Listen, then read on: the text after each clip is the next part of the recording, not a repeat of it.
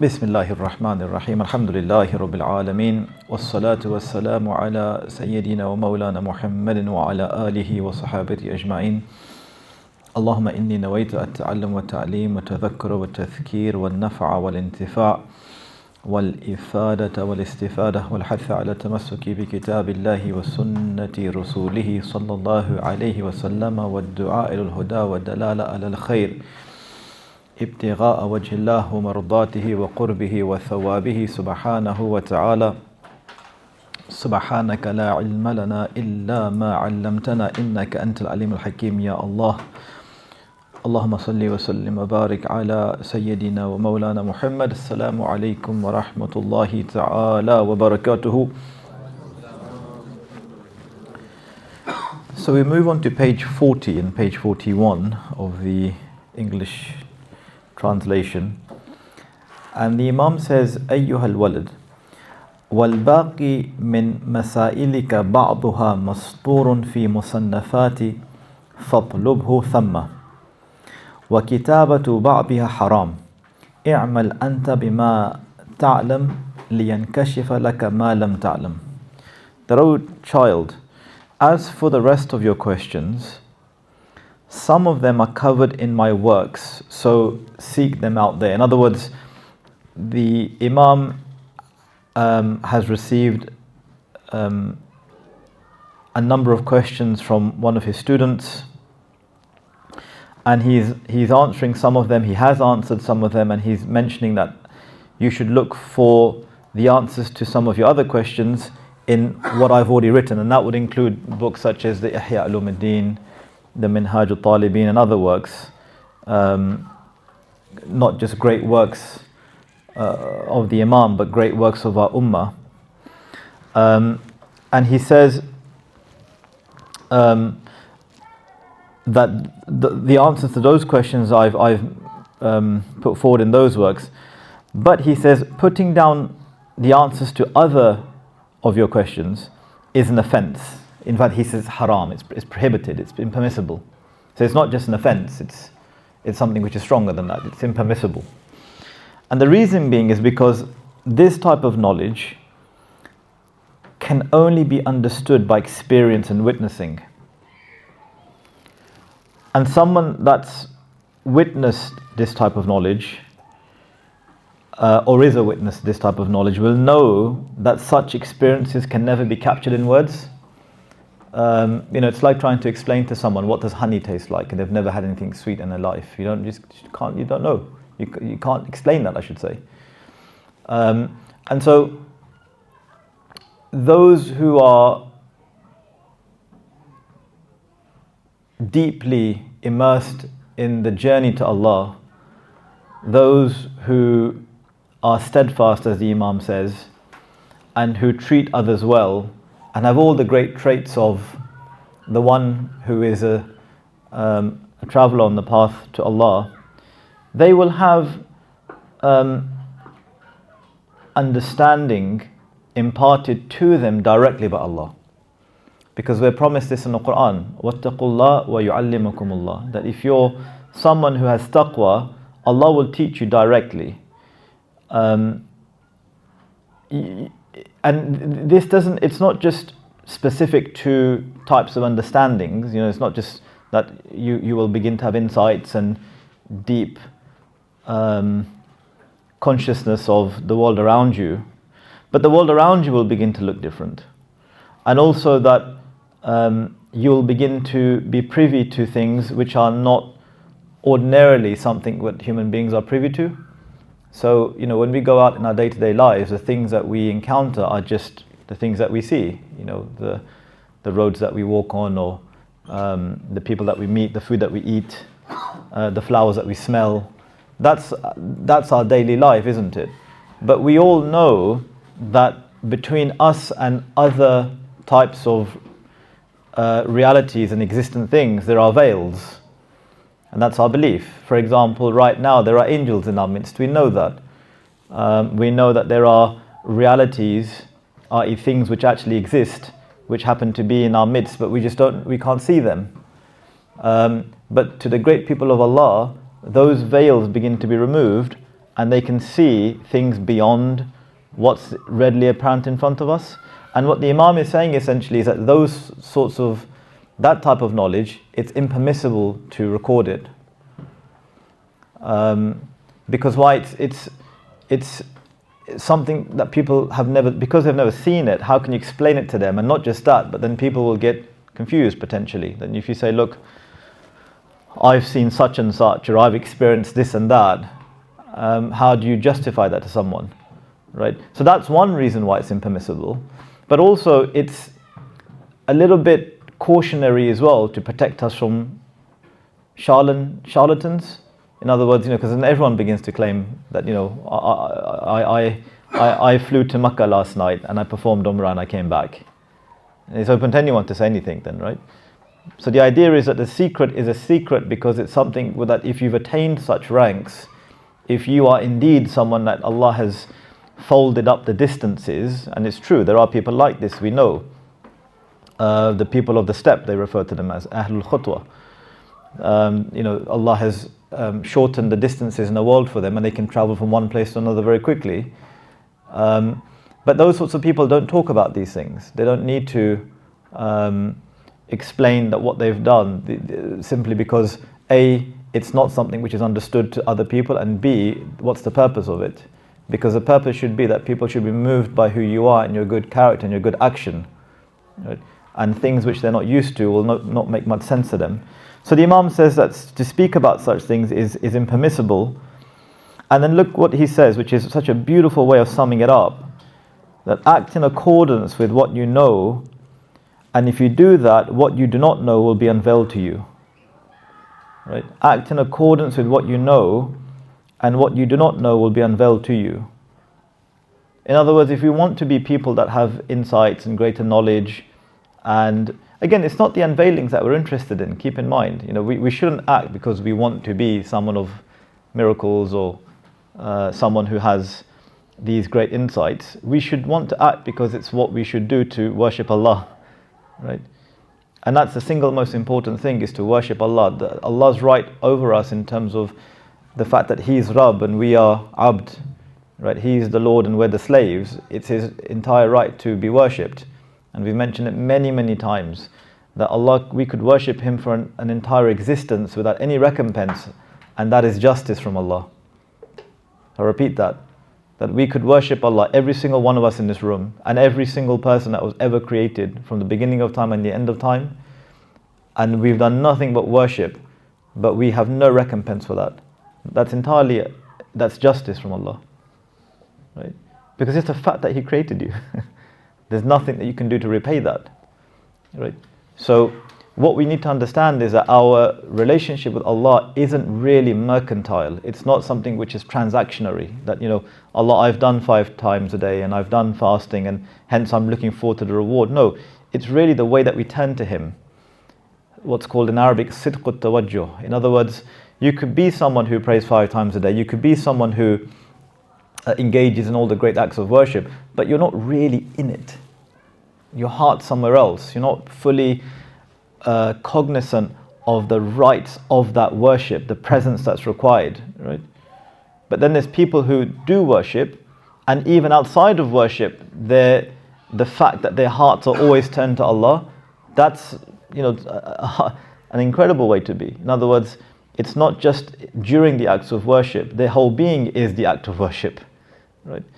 And so their tawajjuh, their turning to Allah, is of a much deeper type. And so this is what the Imam says, that look, act according to what you know. In other words, there's things that Allah has taught you. We've said before, our coming to know things in the world isn't becoming knowledgeable, it's becoming less ignorant.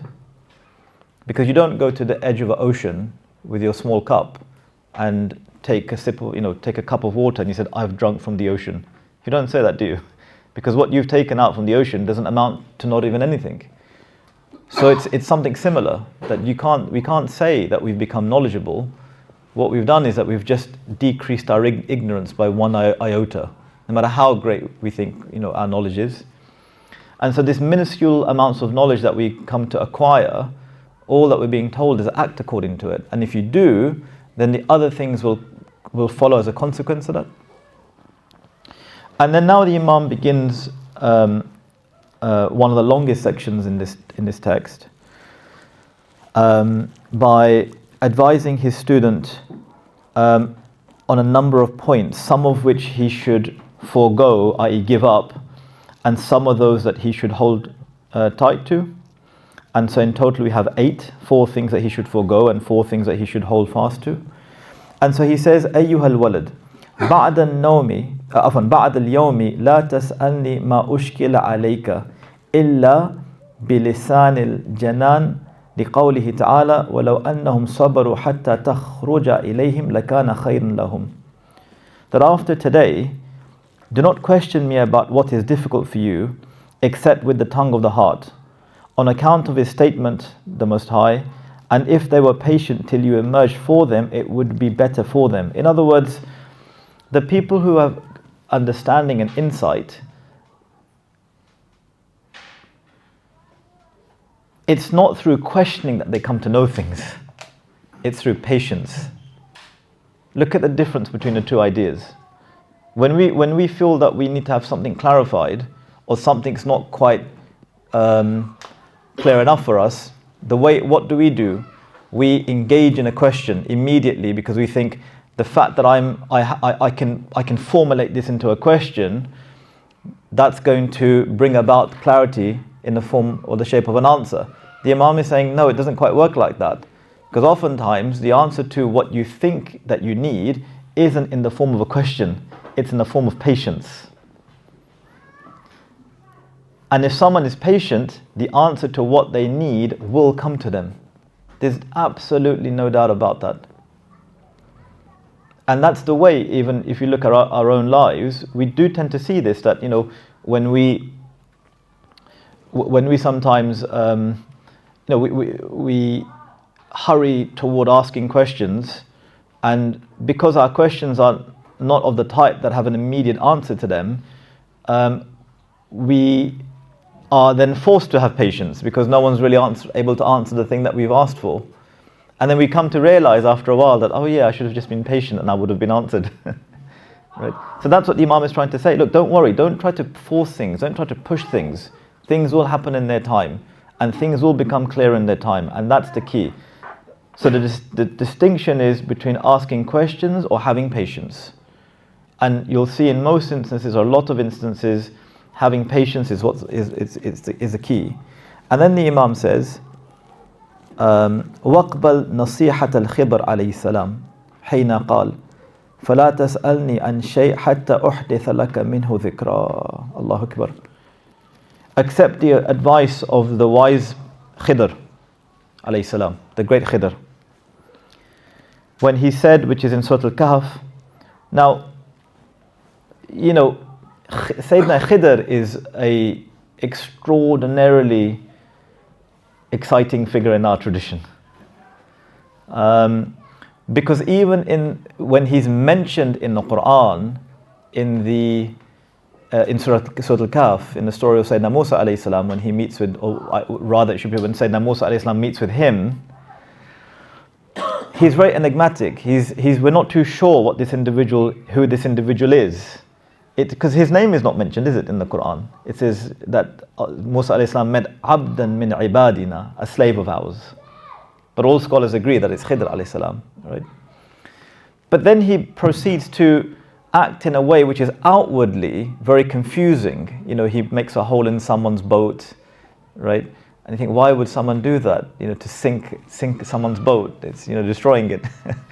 So outwardly, you're thinking that this person's actions are not in conformity to what we ordinarily think should be the way of someone behaving. So that's in relation to how we find the mention of Sayyidina Khidr alayhi salam in the Quran. But in our broader tradition, we know that Sayyidina Khidr alayhi salam has a huge function. Right? There are positions in relation to what's his function in the world? What does he do? Is he still alive to this day?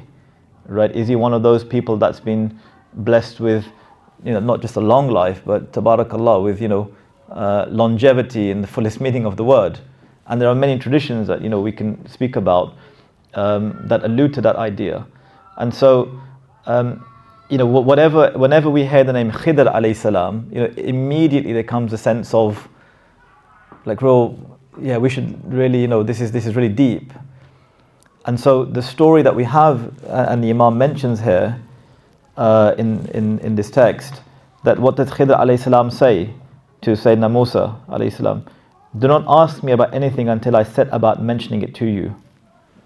Now, if you look at it in terms of rank, who is of greater rank, Sayyidina Musa or Sayyidina Khidr? Sayyidina Musa is. He's one of the Ulul Azm. He's one of the 5 greatest prophets. We know that. So there's no question of a doubt about that. That in terms of rank, Sayyidina Musa alayhi salam is greater. But look at this scenario wherein Sayyidina Khidr alayhi salam is saying to him that, look, you won't be able to accompany me. Right? Imagine that. He's saying, you won't be able to accompany me. And Sayyidina Musa alayhi salam says, no, I will. And then what does Sayyidina Khidr alayhi salam say? Okay, well, if you do, then don't ask me anything. Don't ask me about anything until I mention it to you. Right?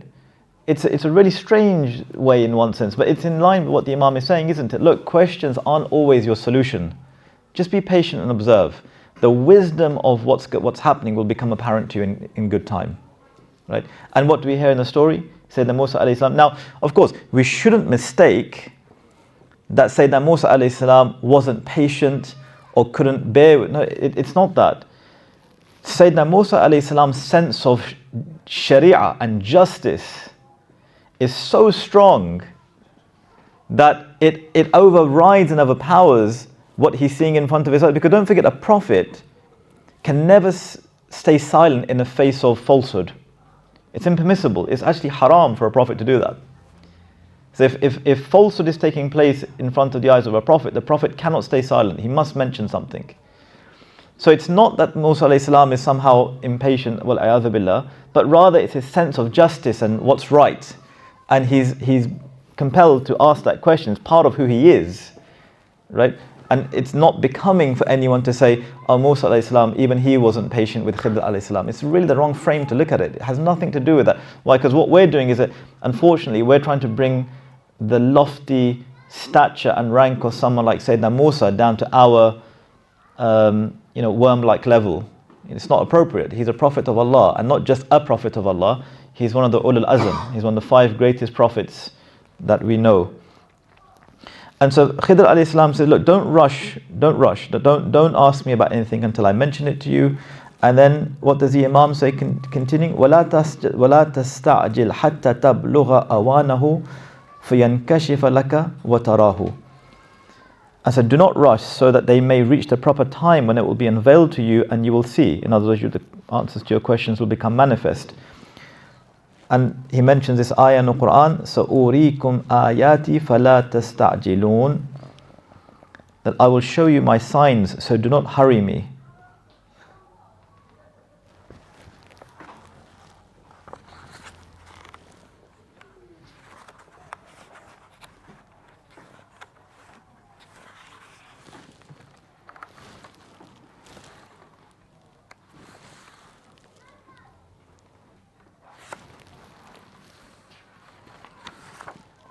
Yeah, I just went to check that's the ayah from the Quran. سَأُورِيكُمْ آيَاتِي فَلَا تَسْتَعْجِلُونَ. This reminds us of what the Prophet ﷺ said to the companions in Mecca when they were under intense difficulty and hardship and persecution. That some of the companions that came to the Prophet ﷺ and said that, and this is not even a question, it's a request. They said to the Prophet ﷺ, can you make dua to Allah that He removes us these difficulties from us? And what does the Prophet ﷺ say? إِنَّكُمْ قَوْمٌ تَسْتَعْجِلُونَ. You're a hasty people. You're rushing this. Just be patient. And then the example that the Prophet ﷺ gives them is that before you there was a group of people that they would be essentially cut in half, but that never turned them away from their deen. Right? So in other words, this is the generation and the group of companions. They are the greatest ones that carried this deen, right? And their responsibility is far heavier and weightier than anything that we might think, right? And so the Prophet ﷺ says to this group of people, look, don't rush, and what happened? did the world not become open to them? Right? These are the same people. Don't forget that companions, they start from a small home in Makkah, Dar al-Arqam, where the message is shared and given to in secret, let's not forget. And that continues for a period of 13 odd years until the dawah is allowed to be opened up.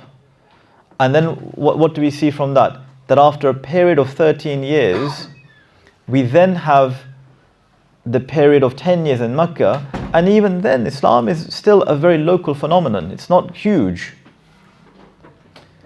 That to go from being persecuted in Makkah to asking the Prophet ﷺ to ask Allah to remove this tribulation and to make it lighter, and the Prophet ﷺ saying that you're hasty, to essentially seeing a day where companions are still alive and they reach present-day Istanbul, present-day China, Spain, right, Yemen.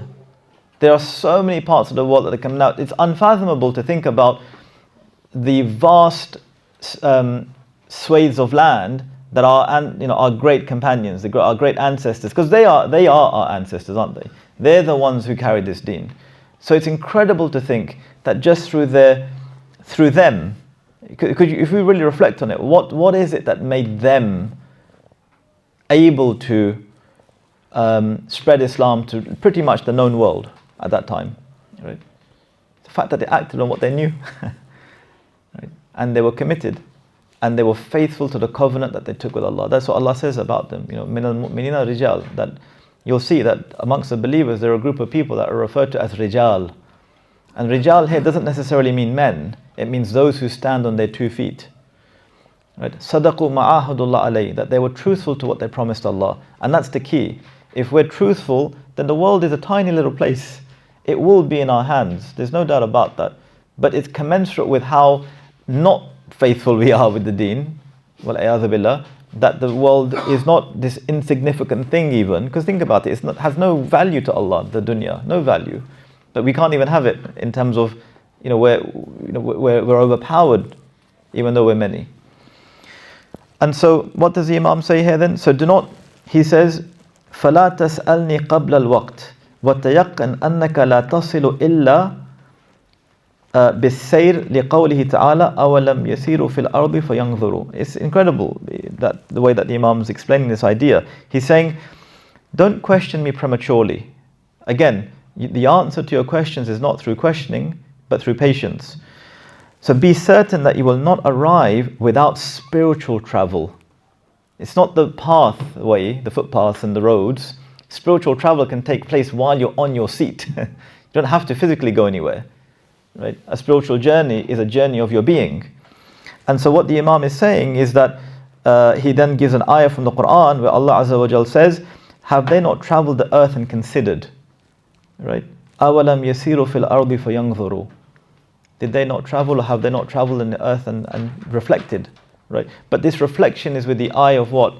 So we can become spiritually more aligned with what Allah wants from us. Then the Imam says, أَيُّهَا الْوَلَدْ بِاللَّهِ إِن تَسِرْ تَرَى الْعَجَائِبِ فِي كُلِّ مَنْزِلٍ. But look at this. He says, O child or student, by Allah, if you travel, you will, and you should underline that because this is a conditional sentence in Arabic. إِن تَسِرْ تَرَى. Right? It's in other words, if you do the first part, the second part will follow as a consequence necessarily. It's not something that it may happen, it will happen. That if you travel the path, you will see marvels at every stage. And I've mentioned this in these sessions before, that not only will you see marvels, but marvel will become your life. It's so normal now to see these things happening for you that you no longer consider them to be odd. And they could be mundane things to bigger things. As I said before, it could just be the fact that you're running late for your plane and you get there an hour before, but every plane is on time except yours, right? You wanted something and it's completely not available, but it comes to you. Many things, right? That you're seeing that, subhanAllah, wow, it seems that my life in the core parts that are important is facilitated, right? And that's the real definition of a wali. The definition of a wali is man yatawalla Allahu umurahu, the one that Allah has taken over that person's affairs. So the core parts, the important parts, we see that they're all facilitated. So what the Imam is saying, that if you do travel, if you do make these strides towards Allah, if you do travel the spiritual path, you will see marvelous things at every single stage, until marvel becomes your life. You won't be able to distinguish between it. It happens to you so often. وَابْذُلْ رُوحَكَ فَإِنَّ رَأْسَ هَذَا الْأَمْرِ بَذْلُ الرُّوحِ. That persevere. For the main thing in this affair is perseverance. Again, what the Imam said last week. كما قال ظنون المصري رحمه الله تعالى لأحد تلامذته إن قدرت على بذل الروح فتعال وإلا فلا تشتغل بترهات الصوفية. That the great Dhunnun al-Misri, one of the great rijal of this deen, great awliya of our ummah, Allah have mercy on him, he said to one of his students, if you can persevere, in other words, what's the condition to come upon this path? You have to roll your sleeves up. If you're not willing to roll your sleeves up, don't worry. Because what's he saying? If you can persevere, then come. If not, then do not gauge in the travesties of the Sufis. In other words, why are you why are you fooling yourself? Because this path requires work. And if you're willing to roll your sleeves up, tafaddal, bismillah. But if you're not, then you shouldn't really be engaging in all of these different things, right? Meaning, just naam. Then he says, Ayyuhal wald, inni ansahuka bi thamaniyati ashya. That I'm going to advise you about 8 things. اقبلها مني لألا يكون علمك خصما عليك يوم القيامة. Accept them from me, lest your knowledge becomes a liability, in other words, a proof against you on the day of judgment. تعمل منها أربعة, that you should accomplish 4 of them. وتدع منها أربعة, and you should give up 4 of them. Now, as you know, in Arabic, nasiha has a very deep meaning.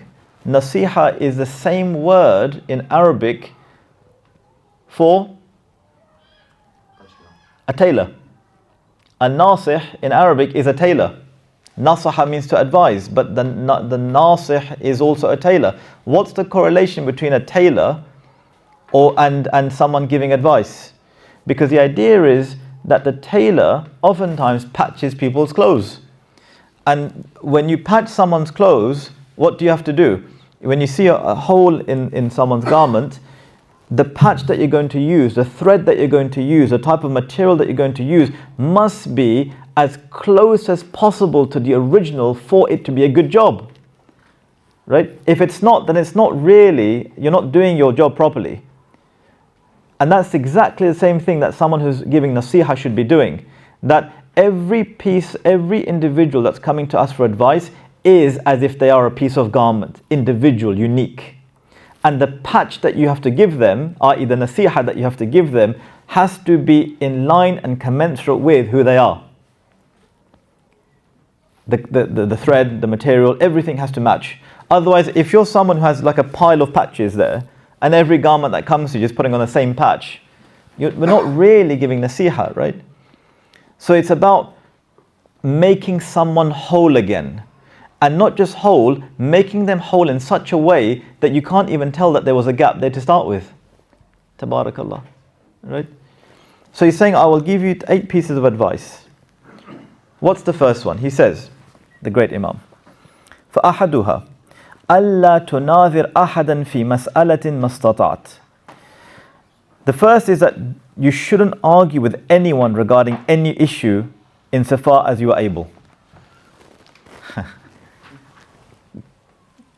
It's a profound piece of advice, because little bit of knowledge compels us to want to put our worldview and this newfound vision of the world to everyone. It doesn't work like that. If we know something by the grace of Allah, firstly, it's a gift, it's a mercy. It's something which has been bestowed on us by Allah, right? One thing we have to understand is that you don't rise up to get knowledge. It's not on some tree. It descends on us. It's a gift. It's given to us. We don't pick it off the tree like fruit. We're doing the asbab, which is reading the works and we're studying hard. But the fact that you get something, it's a gift. And the proof in that is that you can have 10 people reading the same book. They're not all going to come away with the same understanding. Some have more than others. Some have profound understanding than others. It's a gift from Allah. So, if we do come to the stage that we have knowledge, firstly, there has to be a gratitude. Secondly, it can never be that we want to convey knowledge to someone else by way of disputation or argumentation, or trying to put our position over and above someone. It's incredible. I've seen some of the greatest scholars in the world that they just are silent. Right? Even, you might hear something that's in terms of law, contrary to what their position is, or they'll just be silent because it's not the right moment to say anything, and it's not the right context, or maybe this person may not understand. They may want to argue back. If you're saying, look, I'm not quite sure if it's like that, it's probably like this, leave it. Right? And the thing about arguing is that, don't forget that the physical act of engaging in arguing is just one portion of arguing with someone. The deeper point of arguing with someone is when you argue with them in your heart. So you don't actually engage with them, but you say, what if so-and-so doesn't even know this? Because you've already engaged a sense of debate with them in your head. Who does he think he is? Does he really think this is the way to do things? Right? That's the hidden part of our argument with someone. Alhamdulillah, probably doesn't come out a lot, but the fact is it's still there. That's impermissible for us to do that. We can't engage in that. Rather, it should be we should ask Allah to guide someone and to guide us and to show us the right way. That is the most profound thing that you can do for your brother in deen, is to make dua for them that Allah shows them the right way and shows us the right way. That's the key. So outward disputation and inward disputation is completely something that we should... There's hadith about this as well. The Prophet ﷺ said, I will guarantee paradise for the one, or kama qal, for the one who forgoes disputation. Right? And so the Imam says, لِأَنَّ فِيهَا آفَاتْ كَثِيرًا. Why? Because there are many harmful aspects to debating with people. فَإِثْمُهَا أَكْبَرْ مِنْ نَفْعِهَا. And so its harm is greater than its utility. إِذْ هِيَ مَنْبَعُ كُلِّ خُلُقٍ ذَمِيمٍ كَالرِّيَاءِ وَالْحَسَدِ وَالْكِبْرِ وَالْحِقْدِ وَالْعَدَاوَةِ وَالْمُبَاهَةِ وَغَيْرِهَا. That disputation is the origin of every ugly character trait, such as insincerity. In other words, now the Imam's telling us, look, more often than not, most likely, the reason why you want to argue with someone is because either there's an aspect of insincerity on your behalf, or you have envy for the other person, or you're haughty, you think you're better than someone else, or you resent that person, or you have some enmity, or you want to boast about what you know. Right? Imam's a doctor, he says it as it is. He doesn't pull any punches, and so on. نعم لو وقع مسألة بينك وبين شخص أو قوم وكانت إرادتك فيها أن يظهر الحق ولا يضيع جاز لك البحث لكن لتلك الإرادة علامتان. But the Imam says, okay, I know what you're going to say to me now. So this is the sign of a great mind, when they can foresee your objection. He knows someone's going to say, yeah, but. This is his response to the yeah, but. He says, if an issue arises between you and an individual or a group, it could be on any particular point of knowledge, and your intention in respect to it is that the truth become known and not lost sight of, discussion is allowed. Discussion, not debate, discussion. But, he says, there are two indications that will show whether your intention is correct or not. In other, even in this particular example, where it's permissible for you to do this, two signs will make it clear whether we're sincere or not. He says, إحداهما ألا تفرق بين أن ينكشف الحق على لسانك أو على لسان غيرك. The first is that you make no distinction between the truth being disclosed on your own tongue or that of someone else. You're engaging in a spirit of inquiry. If the truth manifests on the other person's tongue, you accept it willingly from the outset. We know most debates that take place today have no interest in ceding to the other person's position. So it's not really a debate. It's not really a desire to, because you already think you know the truth and the truth is unnegotiable insofar as what we know. Right? So he's saying that's the outlook you should have. And that's always a dua of Imam. In fact, Imam al-Shafi'i, Allah yarhamu, one of the great Imams of our Ummah, what did he say? He said not only that he used to make dua that Allah makes manifest the truth on his opponent's tongue, but he also used to say that, oh Allah, don't let it be that people don't remember me. And that's incredible, because even though he's the Imam of a major school of law, it's the case that oftentimes in the madhab of Imam al-Shafi'i, you'll see others being mentioned. Nawawi said, or Ramli said, or Ibn Hajar said, and Ghazālī said, Imam al-Haramain said. Right? It's not hugely often that you hear in the same way that you hear the Malikis or the Hanafis talking about their Imam. Right?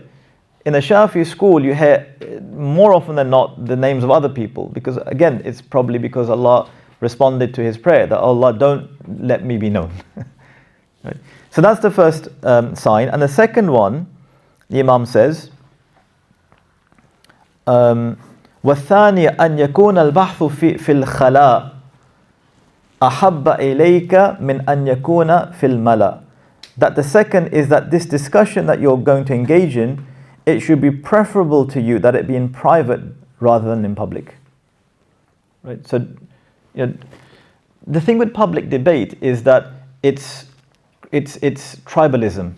Your gang's on this side and the other gang's on that side, and it's really about them, each one boasting to the other that, my guy got the better of you, or did you see how many books that he bought with him, or did you see the point that he made and he couldn't answer it? This is complete jahl. It's not the way of a dignified Muslim. It's not the way that we approach the world, right? And so if you really want to clarify a point, and I've always said this, call someone up. Say, you said this and this. Can you clarify what you meant by that? Did you mean this? And if there's something you disagree about, have it in private. Why have it in front of people? And especially in our day and age, where people don't really even have that standing in knowledge, right? And then the Imam says, wasma', listen. Inni adhkuru laka ha huna fa'ida. I'm going to mention to you something. So we've moved on to page 44. I'm going to mention to you something useful at this point. وَاعْلَمْ أَنَّ السُّؤَالَ عَنِ الْمُشْكِلَاتِ عرض مرض القلب على الطبيب. He's saying that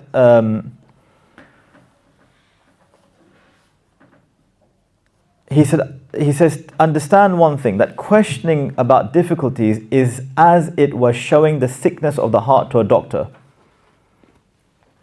A great teacher will always be able to know someone's level based on their questions. It's just a fact. If you're sitting in front of a great scholar, your level of knowledge is betrayed by the type of question that you ask. And we've been discussing this on Saturdays, the type of, the philosophy of asking questions, right? And he says that وَالْجَوَابْ لَهُ سَعْيٌ لِإِصْلَاحِ مَرَضِهِ. And that replying to this person's question is an attempt to cure his sickness. In other words, he's analogizing someone's question as if it's there's a sickness, not a sickness in a bad sense, but there's something deficient, and you're trying to cure that person, because ignorance is a disease. Right? How do we know ignorance is a disease? Ignorance is a disease that needs a cure, because the period prior to Islam is referred to as Jahiliyyah, the age of ignorance. Right? In our tradition, ignorance really isn't bliss. Ignorance is a disease, and disease is a disease that needs a cure. We shouldn't be content in states of ignorance. We should always be striving to learn more. And so the Imam says, وَلْيُعْلَمْ أَنَّ الْجَاهِلِينَ الْمَرْضَى قُلُوبُهُمْ وَالْعُلَمَاء الْأَطِبَّاء وَالْعَالِمْ النَّاقِص لَا يُحْسِنُ الْمُعَالَجَةَ والعالم الكامل لا يعالج كل مريض بل يعالج من يرجو قبول المعالجة والصلاح. He strikes these incredible analogies. The Imam is saying that know that the ignorant are sick at heart and the knowledgeable are the doctors. The man of inadequate knowledge is not expert in nursing, nor will the wholly knowledgeable man treat every patient. In other words, is it the case that an alim will answer every single question? No. Because he realizes and recognizes that some people are beyond cure. So if the doctor knows that someone can't be cured, he's not going to just try to cure them. And as the Imam says now, he says that nor will the holy knowledgeable man treat every patient. Instead, he will treat whoever longs to get treatment and health. If the sickness is chronic or incurable, the expertise of the doctor in regard to it is to state that it is incurable. And he will not concern himself with treating it, since it would waste his time. Right? It's the same thing when people ask questions. You can only answer someone who you can see is sincere in their question. Right? As we spoke about a couple of weeks ago in the Saturday class, not every question is a question. Not everything we think looks like a question is a question. Rather, it's a statement. Right? And so the Imam says, ثُمَّ أَعْلَمْ أَنَّ مَرَضَ الْجَهْلِ عَلَى أَرْبَعَةِ أَنْوَاءٍ. He says next, know that the disease of ignorance is of 4 kinds. Right? The disease of ignorance is of 4 kinds. أَحَدُهَا يَقْبَلُ الْعِلَاجِ وَالْبَاقِي لَا يَقْبَلُ. And only one of them is curable and the rest incurable. So 4 types of ignorance. One is curable, the others are incurable. Well, look what he says. He says, أما الذي لا يقبل العلاج فأحدها من كان سؤاله واعتراضه عن حسده وبغضه فكلما تجيبه بأحسن الجواب وأفصحه وأوضحه فلا يزيد له ذلك إلا بغضا وعداوة وحسدا فالطريق ألا تشتغل بجوابه. He says, as for what is incurable, the first is someone whose questioning or arguing is out of his envy and hate. Whenever you answer him with the best, clearest, almost evident reply, it only increases him in hate, hostility and envy. In other words, the person is not willing to listen. Their question is not a question. Their question is to demonstrate something about them rather than it being a point of inquiry. So what the Imam says that the best way, what you should do with these people is not to engage them in replying at all. You're just wasting your time. فَقَدْ قِيلْ كُلُّ الْعَدَاوَ قَدْ تُرْجَى إِزَالَتُهَا إِلَّا عَدَاوَةَ مَنْ عَادَاكَ أَنْ حَسَدٍ. Allahu Akbar. That an end may be hoped for every hostility. In other words, we can hope that every hostility, we hope that there's an end to it. Except for he who was hostile to you through envy. There's no hope for that to end. If someone is hostile to you based on envy, that type of hostility, don't fool yourself into thinking it's going to come to an end. That's a cure that only Allah can give them. Right? So don't engage with them. فَيَنْبَغِي أَن تُعْرِضَ عَنْهُ وَتَتْرُكَهُ مَعَ مَرَضِهِ. Thus you should turn away from him and leave him with his sickness. قال الله تعالى فَأَعْرِضْ عَنْ مَنْ تَوَلَّ عَنْ ذِكْرِنَا وَلَمْ يُرِدْ إِلَّا الْحَيَاةَ الدُّنْيَا. Allah the Exalted said, turn away from whoever holds back from remembering us and wants nothing but the life of the world. The envious man, in whatever he says and does, sets fire to the crop of his deeds. As the Prophet ﷺ said, envy devours good deeds as fire devours wood. We'll just mention a second one here as well then. The second type of ignorance which is not curable is the following. The second has foolishness as his sickness, and he too is incurable. Isa ﷺ said, verily I was not incapable of bringing the dead to life, but I was incapable of curing the fool. So I could bring the dead people to life, but I can't cure the fool. This is someone who spent a small... Now he's going to explain what type of person this is. This is someone who spent a small time in pursuit of learning, studying something in a way of non-revelatory and revelatory. In other words, this is someone who spent a long time studying the deen. Right? So out of his stupidity, he interrogates and queries the great scholar, right, who has passed his entire life in studying. And this idiot, in his ignorance, thinks that what is a problem for him is also problematic for the great scholar. Since he does not know even this much, his questioning is due to his foolishness, and you should not engage in answering him. Now, just a point here. I know it says here idiot, and that's not really a word that we teach our children. But this is no. The word, if I'm not mistaken, is ahmaq. Sometimes maybe Billy. It's someone who's dim-witted, right?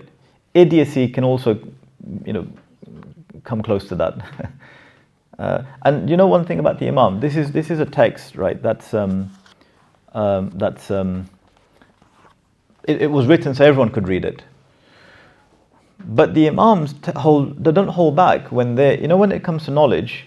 If you read their works, they cut really short change to someone who is wasting their time in diverting discussion from serious matters of knowledge to arguments which have no basis.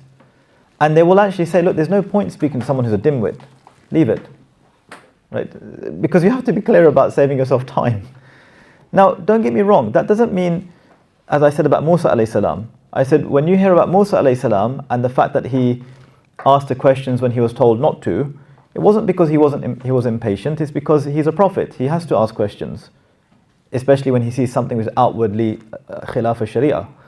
Likewise, when the Imams mention these words, such as someone having idiocy about them or their behavior, they're referring to their action, not to the person. Right? Because if you look at the Arabic, it does allude to that idea that this is someone who's acting dim-witted. They may be dim-witted. It's not permissible to call someone that, obviously. You can't point at someone and say, that person is an idiot or something like that. That's impermissible. But in general terms, if you find that someone who's, as the Imam mentioned, has studied little and with little knowledge attempts to debate great scholars, it doesn't even make any sense, does it? So what's the most that you can describe them as? Just, okay, this person hasn't really understood what they're doing very well. So we'll stop here today, inshallah.